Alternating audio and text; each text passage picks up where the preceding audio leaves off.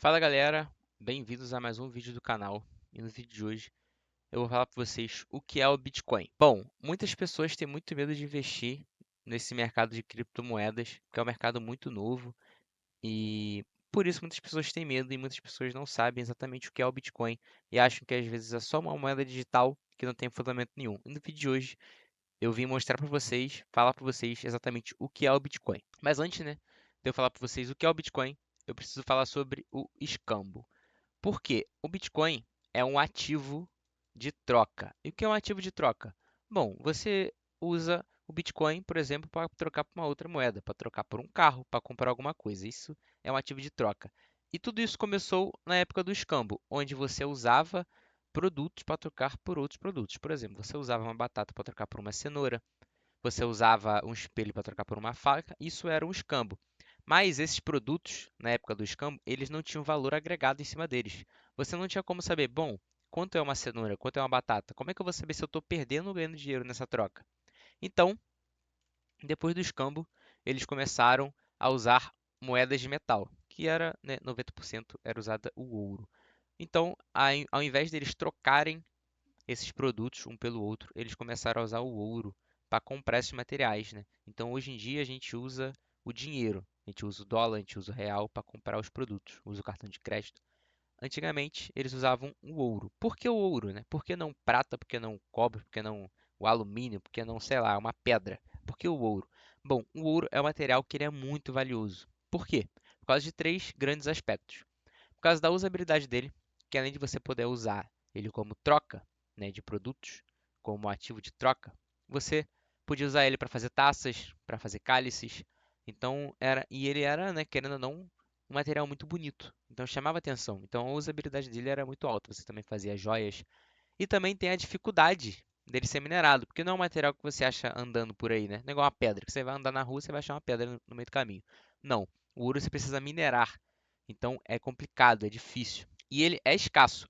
Então essas duas questões aqui, elas vêm uma dentro da outra. E por que isso? Porque, como ele é um material escasso, quanto mais você minera essa dificuldade, quanto mais você minera, menos ouro tem no mundo. Então, né, tem um cálculo que estima que o ouro, se você juntar todo o ouro do mundo, hoje em dia, você vai encher no máximo duas piscinas olímpicas, né? Então, é muita coisa? É, mas você tem um limite, né? Você tem um limite. Não tem como você minerar mais ouro do que isso, não tem como você criar mais ouro. Então, por ele ser um material escasso, ele é um material muito valioso, porque quanto mais você minera, mais difícil fica para você achar ouro. Então, o valor dele só sobe. Porque, por exemplo, vamos criar uma hipótese aqui que daqui, sei lá, 10 anos, todo o ouro do mundo é minerado e é vendido. Então, você que tem ouro, ele é seu. Não dá para você chegar numa loja e comprar, só se você quiser vender o seu ouro. Então, por isso que ele é um mercado valioso, diferente das moedas fiduciárias. As moedas fiduciárias são as moedas comuns, né, que é o dólar, o real, o euro. As moedas fiduciárias, elas são impressas diariamente. Então, mesmo que, sei lá, daqui a 10 anos, daqui a 20 anos, vai ser impresso mais material, mais moeda, mais papel. Então, querendo ou não, você sempre vai ter dinheiro na sua mão. Você pode achar que isso é bom, mas isso gera a inflação. Mas antes de eu chegar lá, eu quero falar para vocês, né, de como as moedas fiduciárias foram criadas. Bom, as moedas fiduciárias elas foram criadas e elas eram lastreadas em ouro até o ano de 1972. Elas eram lastreadas em ouro por quê? Porque eles queriam uma forma mais fácil de você comprar material ao invés de você ficar levando ouro de um lado para o outro, porque o ouro era um material meio pesado, o ouro era a barra de ouro, então não era tão simples. Então eles lastreavam o dinheiro em ouro. Então, por exemplo, você tinha um real que era lastreado, na época, eu não lembro se era cruzado, se era qual moeda que era, mas vamos colocar que naquela época era o real. Então você tinha um real que era lastreado em ouro. Então você tinha um papel que no certificado dele dizia que era lastreado em ouro. Então para você comprar material você tinha que ter um certificado dizendo que aquele material era lastreado em ouro. E bom, o que isso fazia com a economia? Você não podia sair imprimindo dinheiro. Você não podia sair imprimindo dinheiro adoidado igual fazem hoje em dia.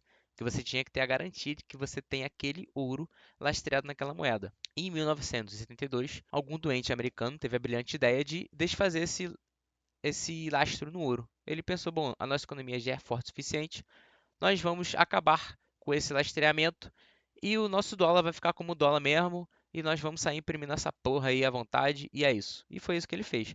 A curto prazo, isso é muito interessante, porque você fomenta a economia, porque você imprime muito dinheiro, você joga dinheiro para os bancos, as pessoas pegam mais empréstimos e compram mais coisa. Então isso fomenta muito a economia. Então isso, né, a curto prazo é interessante, mas a longo prazo não. Por quê?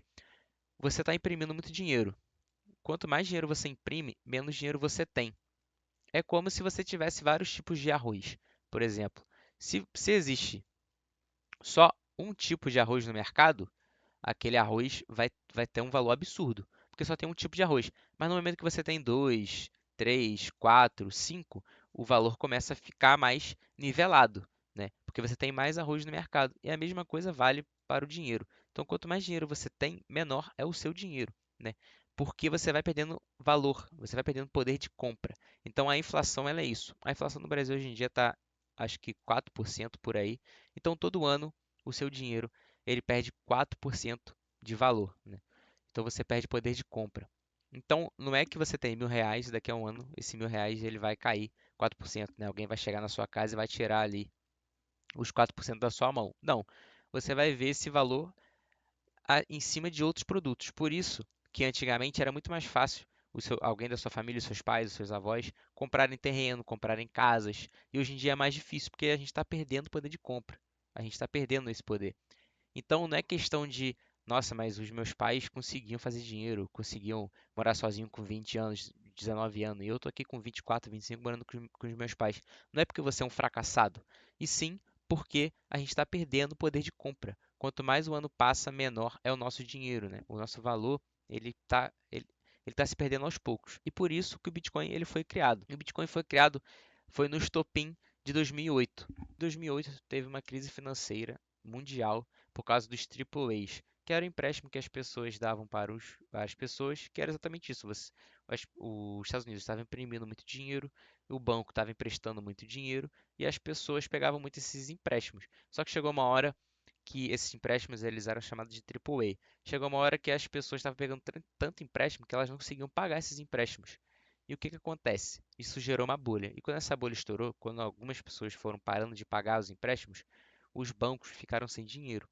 Então, chegou uma hora que essa bolha estourou e muitos bancos foram à falência. E a inflação dos Estados Unidos subiu absurdo. Então, o Satoshi Nakamoto pensou: bom, eu não posso viver nessa desorganização financeira, nesse sistema financeiro falho. Então, ele criou o Bitcoin. A ideia dele foi criar o ouro digital. Então, o Bitcoin nada mais é do que o ouro digital. É isso que o Bitcoin é. Por quê? Ele tem uma usabilidade muito forte, porque você pode fazer transações ao redor do mundo inteiro. Eu que estou aqui, eu posso comprar eh, Bitcoin ou transferir dinheiro para alguém que mora na Arábia. Se você tem a sua conta, sei lá, no Bradesco, no Itaú, na Nubank, você não vai conseguir fazer isso. Eu não sei se é impossível, mas deve ser uma burocracia enorme.